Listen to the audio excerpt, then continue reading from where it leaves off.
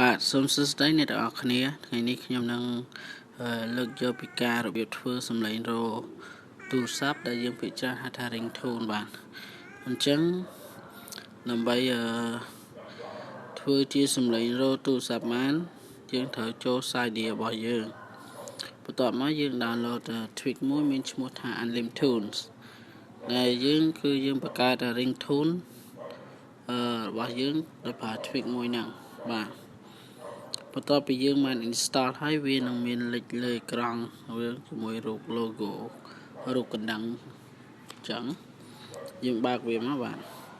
អញ្ចឹង ringtone នេះគឺយើងអាចយកបទចម្រៀងពីក្នុង music របស់យើងមកធ្វើបាទពេលបើកវាដំបូងវាចេញអញ្ចឹងបាទចេះ accept វាធម្មតាមកបាទបន្ទាប់មកយើងមើលនៅក្នុងនោះវាមានច្រើនអញ្ចឹងបាទអ្វីដែលយើងត្រូវមើលគឺអក្សរពណ៌ខៀវនេះគេដាក់ make ringtone បាទចុចកន្លែងហ្នឹងមកបានន័យថាបង្កើត ringtone សំឡេងរោទូរស័ព្ទអញ្ចឹងកន្លែងនេះវាមាន iPod download media download dit media និង browse web អញ្ចឹងចុចលើ iPod នេះមក iPod ហ្នឹងគឺយើងយកចម្រៀងនៅក្នុង music app របស់យើងមកធ្វើអញ្ចឹងចុចកន្លែង song នេះមកបាទនេះឧទាហរណ៍ខ្ញុំចង់ធ្វើបទណាមួយដូចជាបទ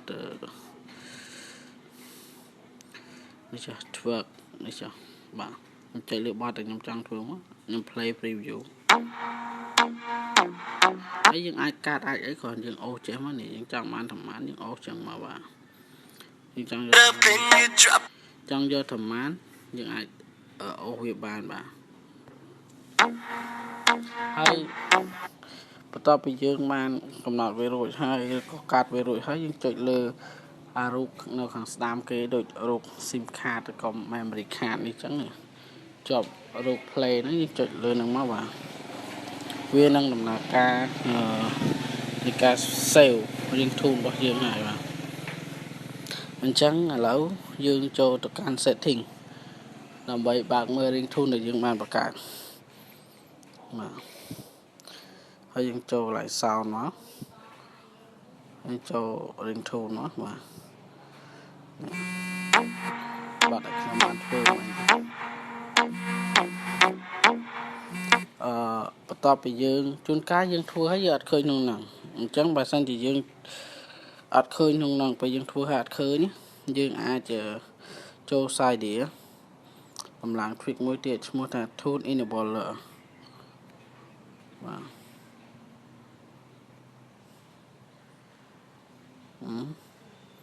នេះតម្លើងអានេះ